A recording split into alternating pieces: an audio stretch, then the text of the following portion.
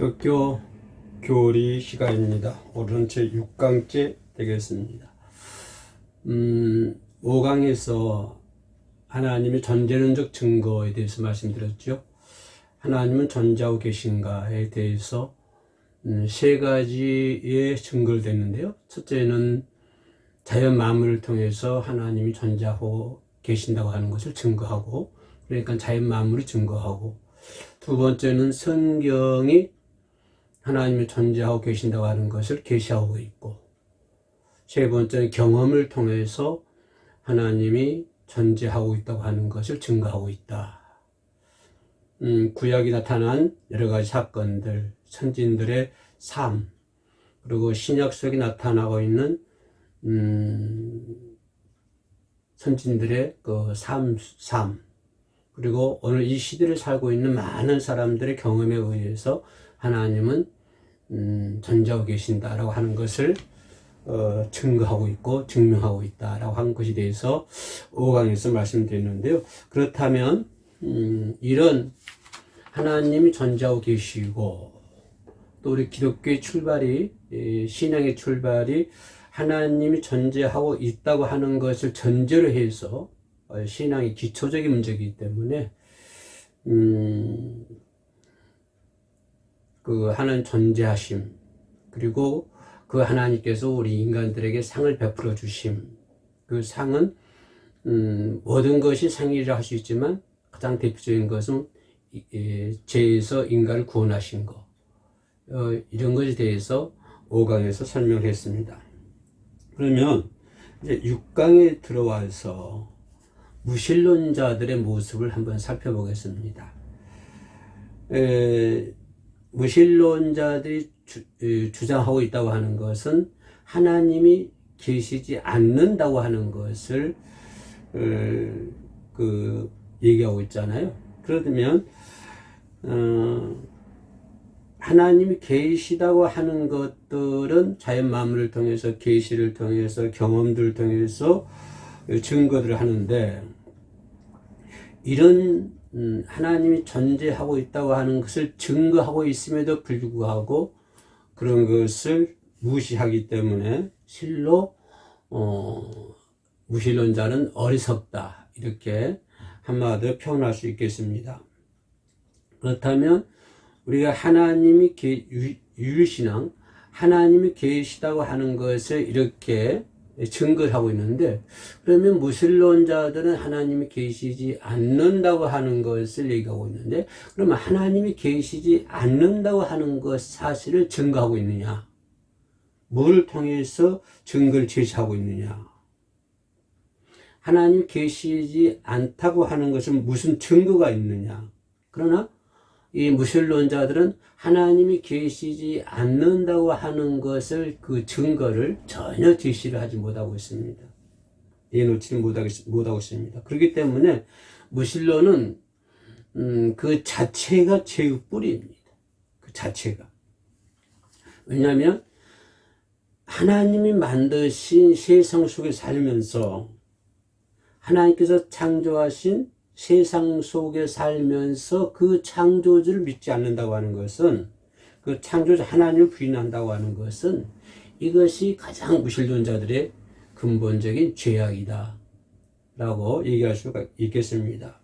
거기에서 그 죄악에서부터 모든 죄악이 나타나는 것이죠.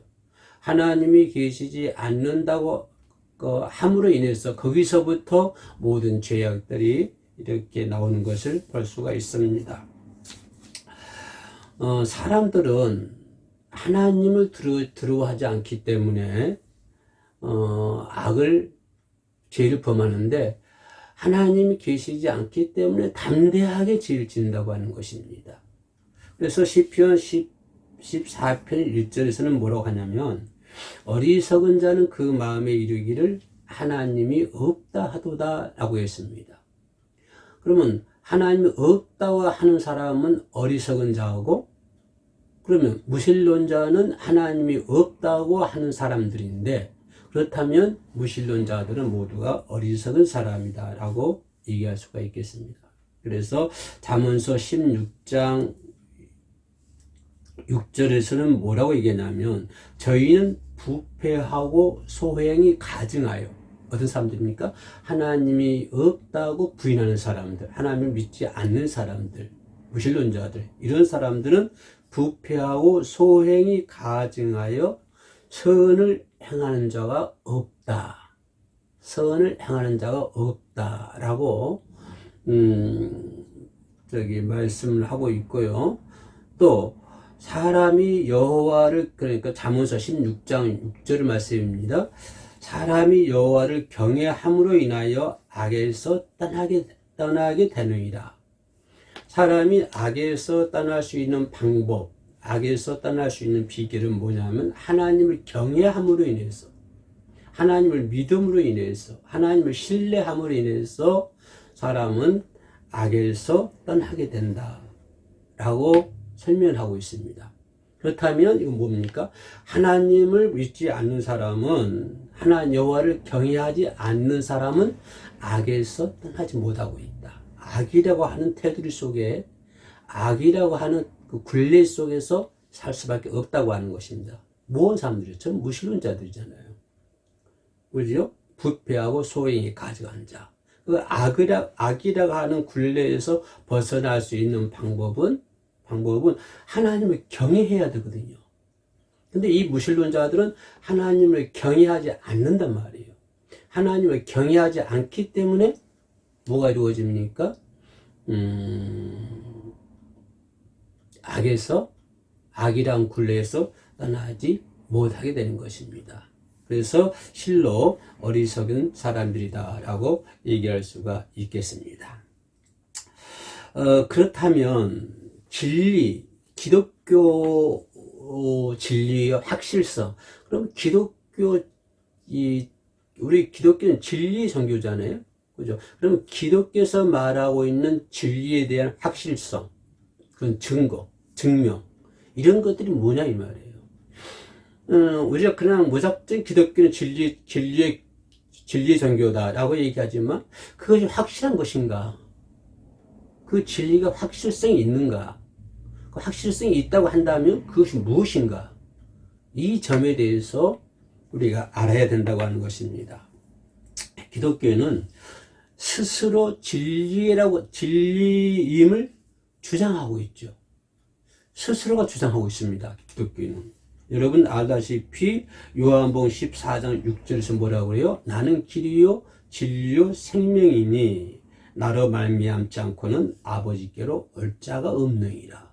누가 말씀하고 계시죠? 예수님께서 말씀하고 계시잖아요.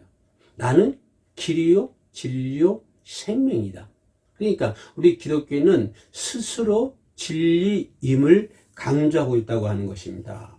덧붙여서 사도 베드로는 뭐라고 하냐면 다른 이로서는 구원을 얻을 수가 없다. 천하 인간의 구원을 얻을 만한 다른 이름을 우리에게 주신 일이 없다. 그러죠?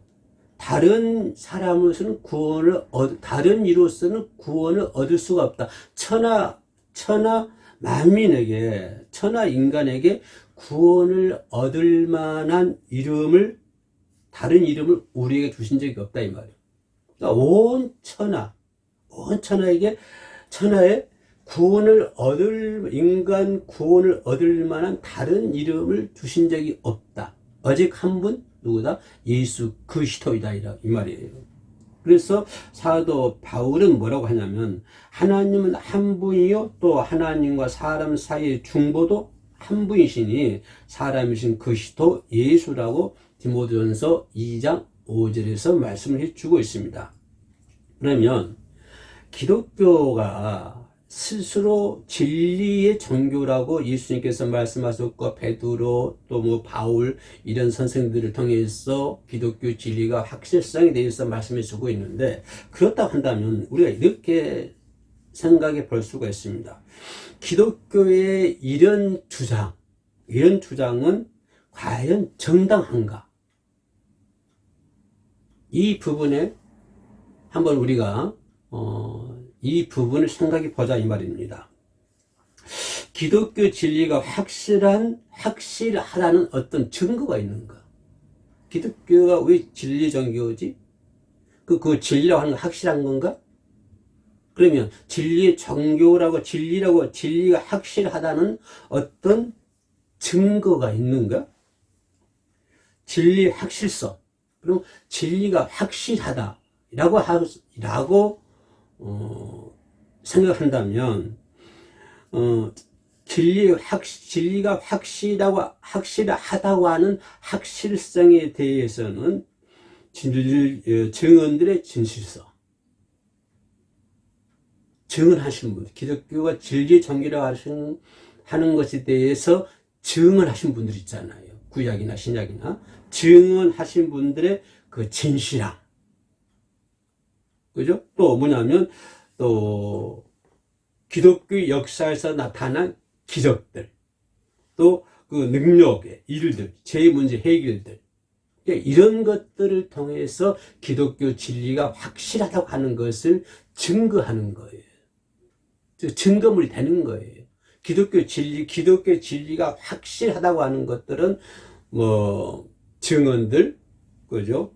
진리를 전한 증언들이 증언하신 분들의 그 진실성, 그리고 또 구약이나 신약에 나타나고 있는 여러 가지 기적들, 그 능력의 일들, 이런 것들이 또 죄의 문제 해결들, 이런 것들을 통해서 기독교의 진리가 확실하다라고 하는 것을 증명하고 있다고 하는 것입니다. 그러면 첫 번째로 우리가 생각해 볼 수 있는 것들은 증언들의 진실성입니다. 증언하신 분들의 진실성. 첫째로 기독교 진리가 확실함은 증언들의 진실성을 통해서 증거한다고 하는 것입니다. 증언하신 분들의 진실성을 통해서 증거한다고 하는 것입니다. 하나님은 진실하시다.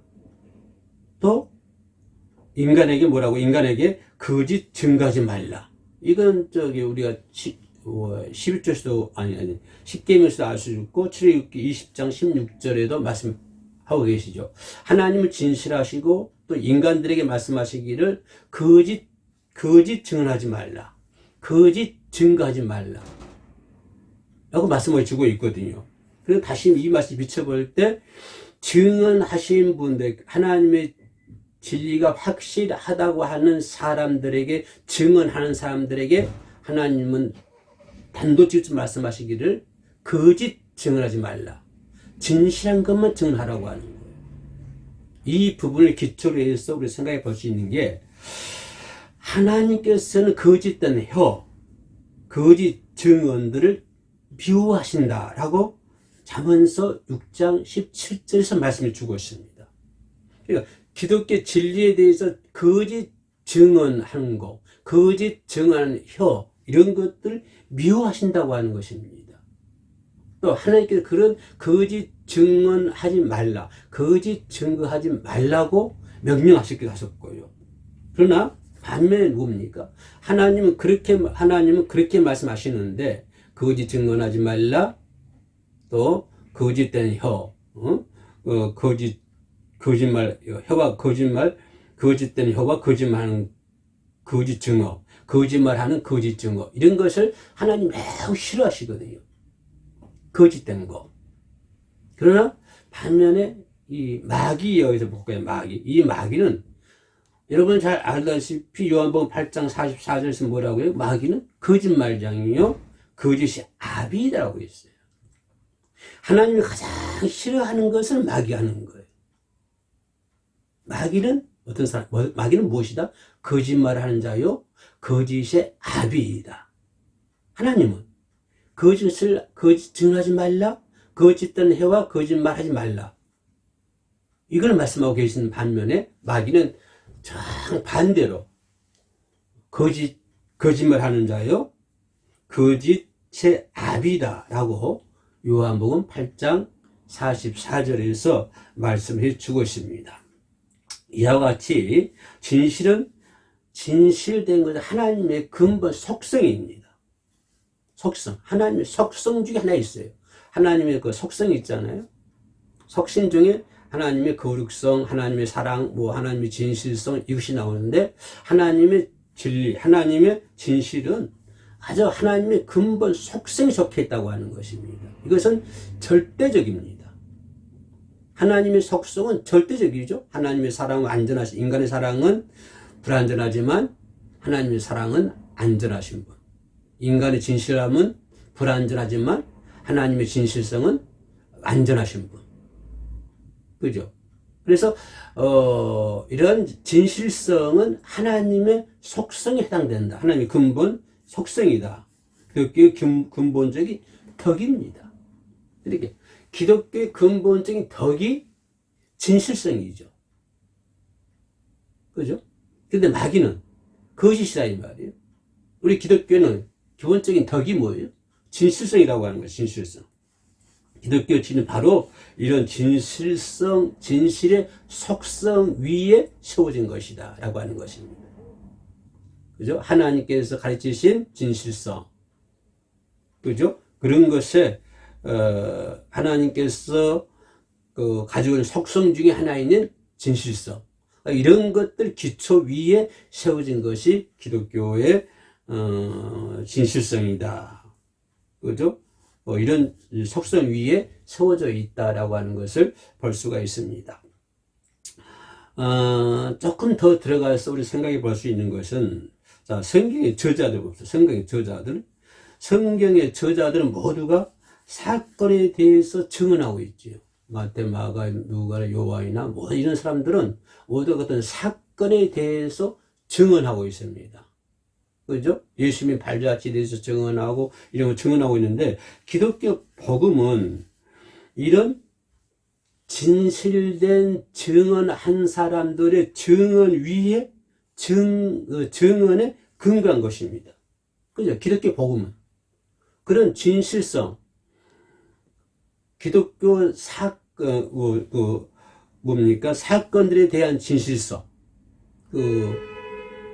복음을 전하는 사람들의 복음을 전하는 사람들의 사건을 전하고 있는데, 기독교 복음은 그 사건들 위에 세워지지 않습니까? 그죠? 그래서 이 진실한 증인들의 증거 위에 증언들의 근거한 것입니다. 그러니까 누가복음 보면 서두에 말하기를 우리 중에 이루어진 사실에 대하여 처음부터 말씀이 목격자되고 일꾼된 자들의 전해준 그대로 내력을 절술하려고 그대로 있는 그대로 속임이 없다고 하는, 거짓말을 하지 않는다고 하는 것이. 왜? 하나님은 거짓말 싫어하니까, 거짓된 혀를 싫어하니까 있는 그대로 그 내력을 절술한다 그 말이에요. 그러니까 신약 속에 있는 사건들을 기록한 책들은 있는 그대로 저술한다고 하는, 하나도 감하거나 빼지 않고 있는 그대로 내력을 저술하려고 붓을 든 사람이 많은지라 라고 설명해 주고 있습니다. 또 요한복음 맨 끝에 말하기를 이 일을 증거하고 이 일을 기록한 제자가 이 사람이라. 우리는 그의 증거가 참인 줄 아노라. 거짓이 없다고. 그러니까 제자들이 증거한 모든 사건들은 거짓이 없다고 하는 거죠. 참이라고 하는 거죠. 하나도 거짓이 없다. 참인 줄 아노라. 요한복음 21장 24절에 나와 있는 말씀입니다. 이와 같이 예수 그리스도의 제자들은 진실한 증언들이었다. 있는 그대로 그 내력을 저술했고 그 참이었다. 그러나 있는 그대로 진실한 증언이었다. 그들의 증언들은 그죠? 진실한 증언들이었다라고 얘기해 볼 수가 있는 것입니다. 특히 예수 그리스도의 제자들의 고난과 순교, 여러분 잘 알지요? 예수님의 제자들이 당하는 고통, 핍박, 고난, 이런 순교는 그들의 진실성에 대해서 강력히 증거하고 있습니다. 그들의 증언하고 있는 그 증거들이 강력한 진실이라고 하는 것입니다. 진실. 그것이 진실이었기 때문에 목숨도 바칠 수 있고 순교할 수 있었지요. 그들이 전한 그 내용이 진실하지 않는다고 한다면 그들은 순교할 필요가 없습니다. 핍박받을 필요가 없는 거예요. 그러나 그들이 증거한 모든 내력들이 진실하기 때문에, 그죠? 진실하기 때문에 그 진실성에 대한 그 사건 진실성에 대한 강력한 증거이다. 그들이 신교당하고 핍박당하고 고난당하고 있는 것은. 그래서 그들의 증언은 뭐로 이어진다? 신교의 피로 이어지고 있다라고 하는 것입니다. 신교의 피로 인쳐진 증언들이다. 예수님의 제자들이 증언했던 모든 것들은 신교의 피로 인쳐진 확실한 증언들이다. 라고 생각해 볼 수가 있습니다. 세상에 거짓 증거를 위해서 목숨을 버릴 자가 없습니다. 그러나 예수님의 제자들은 자신들이 증거한 일들을 인해 죽기까지 하였잖아요. 왜? 그들이 전한 것이 확실하기 때문에. 예수님 십자가에 죽으심 고난, 또 예수님의 부활, 예수님의 승천, 재림, 이러한 것들이 확실하기 때문에. 그죠? 그래서 확실하기 때문에 예수님의 제자는 죽기까지 그걸 증거하고 있다라고 하는 것을 볼 수 있습니다. 그래서, 예수님의 제자들이 얘기한 모든 사건들은 진실하다. 진실하다고 하는 것을 얘기했고, 지금 기독교 진리의 확실성에 대해서 얘기하고 있습니다. 이런 것들이 확실하다고 하는 것입니다. 그러므로 예수님의 제자들이 흘린 신교의 피는 그들의 증언들의 진실성에 대한 가장 힘있는 최종적인 확증이죠. 이게 제자들이 이걸 증언하기 위해서 피를 흘렸다. 신교했다. 신교를 인쳐졌다. 그렇기 때문에 그들이 전한 사건들의 진리의 최종적인 확증이다. 그들이 신교 당하면서까지 그 일을 했기 때문에, 증언했기 때문에 이것은 최종적인 확증이다라고 얘기해 볼 수가 있는 것입니다. 그러므로 이러한 진실한 증인들의 진실한 증언, 그것을 근거함으로 인해서 기독교 진리에 대한 확실성을 얘기해 주고 있다라고 하는 것을 생각해 볼 수가 있습니다. 두 번째로 생각해 볼 수 있는 것은 기적입니다. 기적. 능력의 일들이죠. 둘째로 기독교 진리가 확실한 많은 기적과 능력의 일들을 통해서 증거하고 있습니다.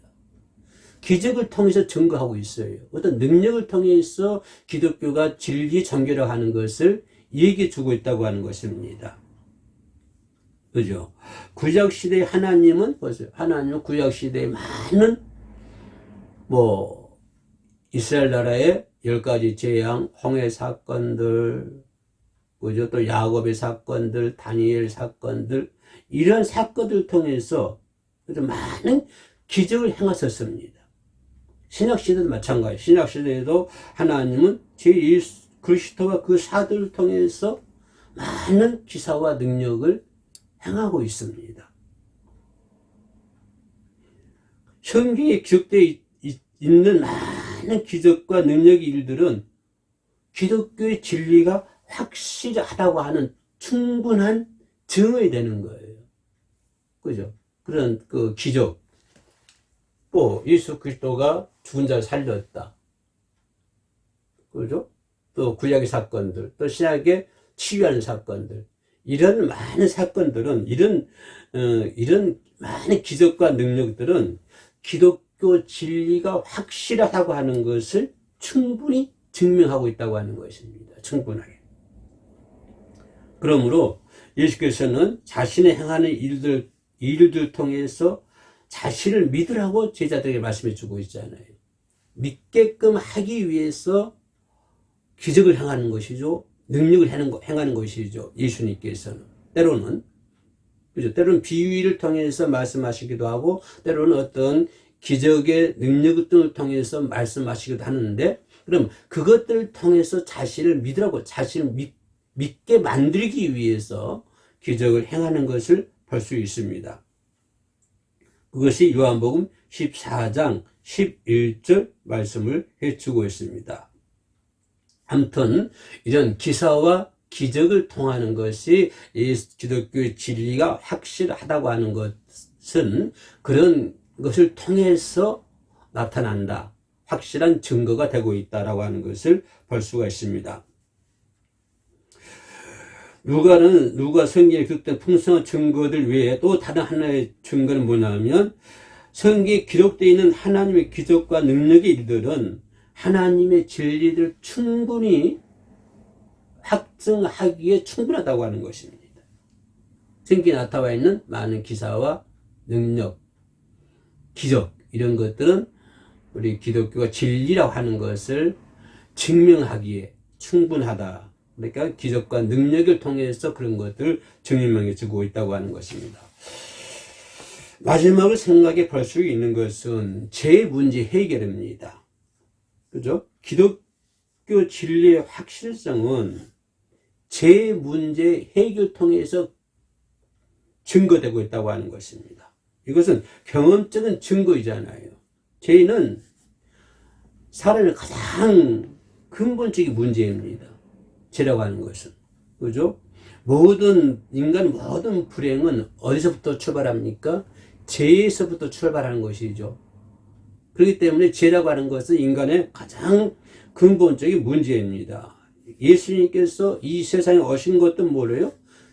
죄를 대속하시기 위해서 이 땅에 오셨다고 마태복음 20장 28절에서 말씀해 주고 있잖아요. 그러니까 인간의 가장 근본적인 것이 죄이고 그 죄에 의해서 인간의 불행에 빠지게 되는데 그 죄의 문제를 해결하기 위해서 예수님이 이 땅에 오셨다. 다른 말 표현하면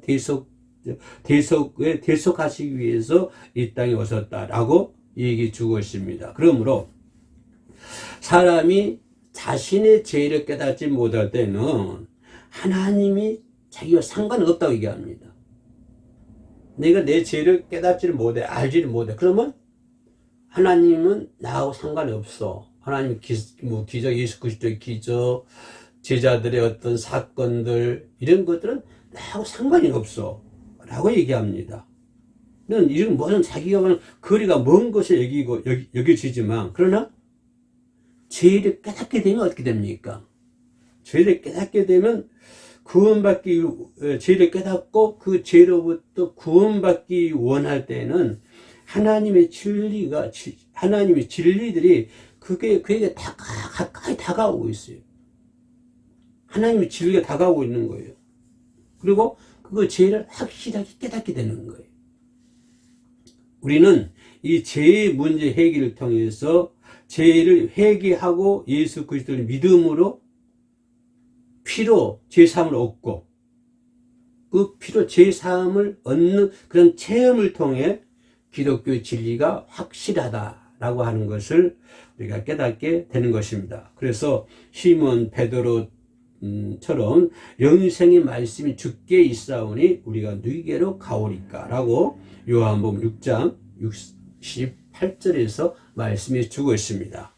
이렇게 기독교 진리의 확실성, 기독교 진리의 확실성에 대해서는 증언들의 진실성, 그 사건들 예수를 증언하신 분들, 그 사건들을 증언한 사건들, 그 사건들 전한 증언들의 진실성을 볼 수 있고요.